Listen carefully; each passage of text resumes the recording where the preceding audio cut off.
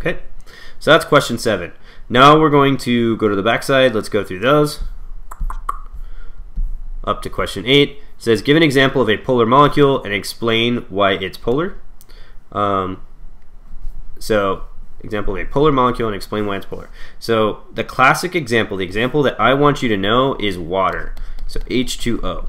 And so, if we draw it, oxygen has 6 valence electrons. So, we got 1, 2, 3, 4, 5, and 6.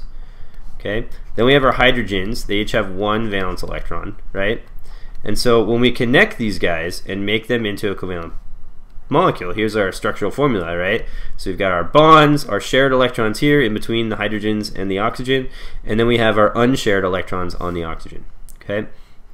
The reason why this is polar is that if we look at like what's going on here, first of all, these bonds here, right? Oxygen has a greater electronegativity than hydrogen. So the electrons that are part of these bonds are being pulled towards oxygen. Okay, they're spending a little bit more time with oxygen than they are with hydrogen.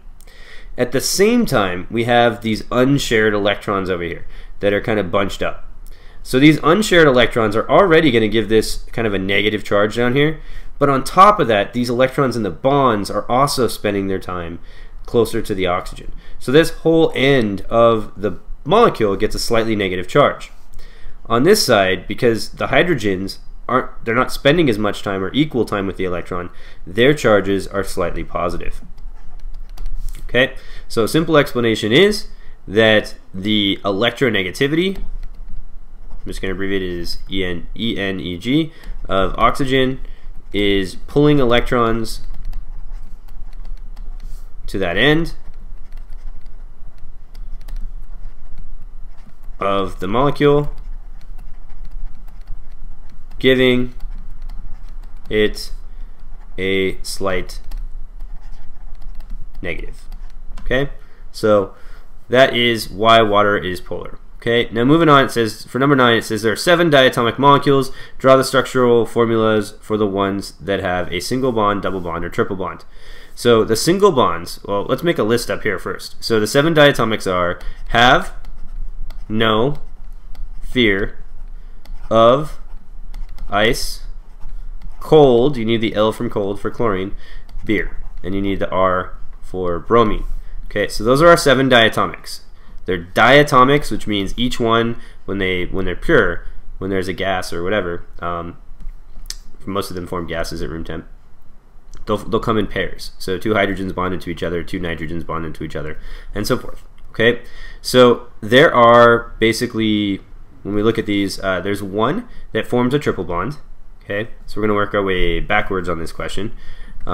So nitrogen forms a triple. Okay, and oxygen forms a double. Okay, the rest of them form singles.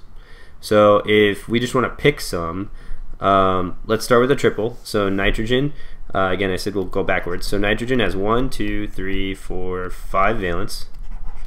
Okay, 1, 2, 3, 4, 5 valence. Okay, and then we need to connect these to make a compound. So we go connect those. Remember, singles want to mingle, so we find those single electrons and pair them up.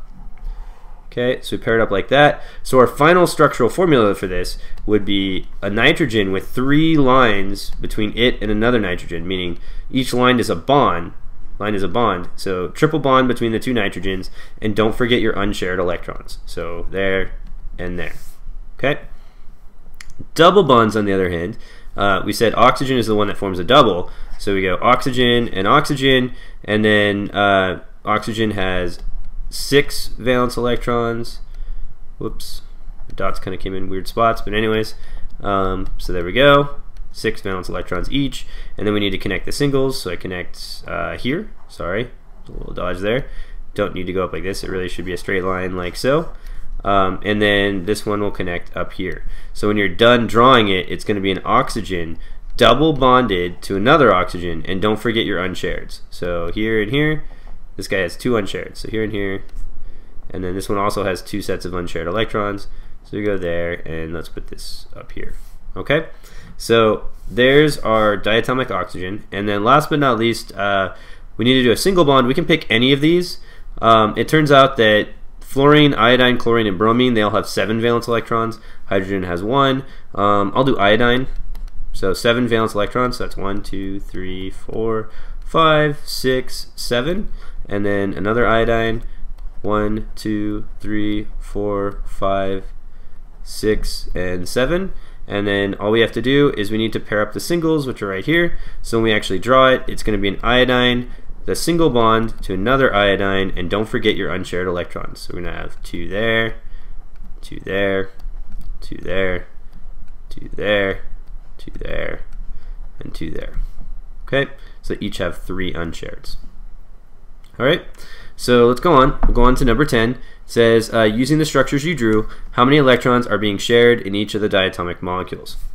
Well, we just drew that, but if you go back and you rewind this, you'll see that for the iodine, so for I2, each iodine has 3 unshared electrons.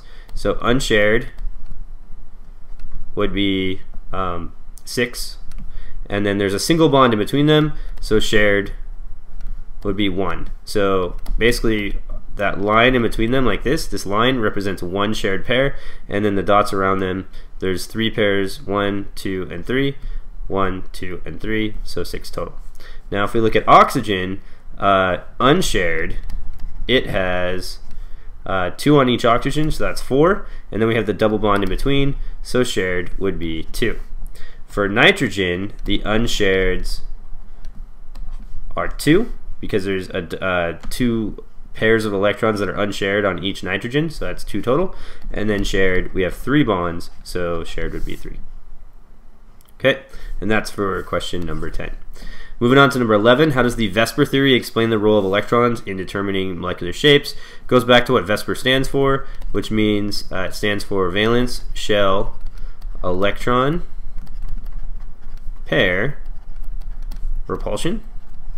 And so what does that mean? Well, that means that your electron pairs, both your unshared and your shared, these guys, right, are repelling each other.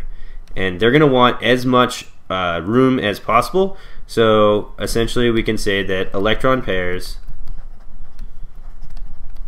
spread out due to repulsion. And that will lead to a 3D shape. So as they kind of spread out and move away from each other, eventually they'll spread out to the point where they have the maximum distance from each other, and that's going to create some 3-dimensional shape, whether it's trigonal, pyramidal, tetrahedral, bent, or linear. So last but not least, let's move on to question number 12 here. So that's our last question. Whoops, went too far. So question 12 says, fill in the table below by drawing the structural formulas for each molecule. So let's start with FS or F2S. So fluorine has 7 valence electrons. So we go 1, 2, 3, 4, 5, 6, and 7. There's 2 fluorines, so we gotta draw those out. Okay, and then sulfur. If we draw that, sulfur has 6. So that's 1, 2, 3, 4, 5, and 6. So when I try to pair these up, the first thing I do is I look for, excuse me, I look for unpaired electrons. So fluorine has 1, okay, 1 on each of these. Sulfur has 2 unpaired or single electrons. And I remember that singles want to mingle. So these single electrons represent opportunities for the atom to form a bond. So that means that sulfur having 2 singles can make 2 bonds, and fluorine having 1 single can only make 1 bond. Well, I want to join all 3 of these into one formula, one compound, one molecule, right? So sulfur is going to be perfect for the middle because I can pair it here and I can pair it here. So that when I'm done, I have a sulfur bonded to 2 fluorines. Okay, and then notice the sulfur has, oops, I drew this, I'm going to redraw it, so I'm going to erase that for a second. So the thing I wanted to show you is that my sulfur, okay, it had its unshared electrons here and here, so the fluorine is going to go here, and this fluorine is going to go here, which means that it ends up kind of looking like water. Okay, so if you draw your structures right, and you keep your unpaired or unshared electrons where they are, then it will help you figure out the shape. So in this case, based on this, we can see that it's bent. Okay, the total number of electrons, we count up the dots. Remember, a line counts as 2, so that'd be 2, 4, 6, 8, 10, 12, 14, 16, 18, 20. So 20 total electrons. Shared pairs, those are the lines in between, the bonds. So that's 2 shared pairs, and then unshared pairs, we have 1, 2, 3, 4, 5, 6, 7, 8.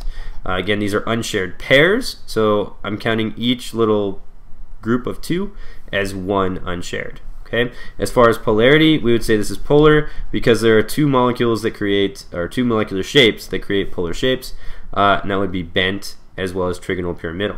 So let's move on to carbon bonded to 4 hydrogens. Carbon has 4 valence electrons, 1, 2, 3, 4. Then we have our hydrogens. We need 4 of them. Okay, so I'm going to draw them in here. Hydrogens have 1 valence electron. I'm going to pop in our bonds. So we go da-da, da-da, da-da. So if we want to draw this nice and clean, we do a carbon bonded to 4 hydrogens, and we're done. Okay, there's no unshareds out here because the hydrogens only brought 1 electron with them, and that's being shared. Okay, so total number of electrons, 2, 4, 6, 8. Shared pairs, 1, 2, 3, 4. Unshared, 0. Because if we look at all these guys, none of them have dots on them. Okay, shape, we have a center. Whenever you're doing the shape, make sure you look at the center. We have a central atom with 4 things attached, so guaranteed tetrahedral. And then polarity, tetrahedrals are nonpolar. Okay. All right, so that's the first 2. Let's go on to the last 2. So we have a phosphorus bonded to 3 chlorines, and then we have a carbon bonded to 2 oxygens. Let's start with the phosphorus. So phosphorus is just like oxygen, or sorry, nitrogen rather, where it has 5 valence electrons. Okay, phosphorus has 5 valence electrons, so it gets 5 dots. And then we have our chlorines, which are a halogen. They have 7 valence electrons. So I'll draw them here and here. So 7 dots. Okay, and then let's do this guy, 7 dots. Okay, and then this guy. Okay, now looking for those singles. Okay, phosphorus has 3 singles, so we're going to put it in the middle. Chlorine, on the other hand, only has 1 single, and then we're going to pair up the singles. So we'll do a bond there, we'll do a bond there, and we'll do a bond there. So our end molecule is going to end up looking like this, where we have 3 chlorines attached. Don't forget your unshared electrons. So this would be our structural formula for the final molecule. Okay, each chlorine has 3 unshared pairs, and the phosphorus has 1 unshared pair. So that's our final structural formula. So total number of electrons, 2, 4, 6, 8, 10, 12, 14, 16, 18, 20, 2, 4, 6, so 26. Okay, shared pairs, those would be the 3 bonds. Unshared, we have 3 on each chlorine, so that's 3 plus 3 is 6, plus 3 is 9, plus an additional, so 10. Okay, if you're ever not sure, count up the total number of electrons. Your pairs put together, so if you take shared plus unshared and you add them together, right, these are pairs, so 10 plus 3 would be 13. 13 pairs is the same thing, if we double that, it's the same thing as 26 individual electrons. Okay, shape-wise, the central atom is bonded to 3 things, so we call this trigonal pyramidal. Okay, and that shape is a polar shape. There's 2 polar shapes, bent and trigonal pyramidal. Alright, last but not least, we have carbon bonded to 2 oxygens. So we draw our carbon. Carbon has 4 valence electrons, so there we go. It's the coolest of all the atoms because it can make 4 covalent bonds. It has 4 singles. Then we go into oxygen. Oxygen has 6, so 1, 2, 3, 4, 5, and 6.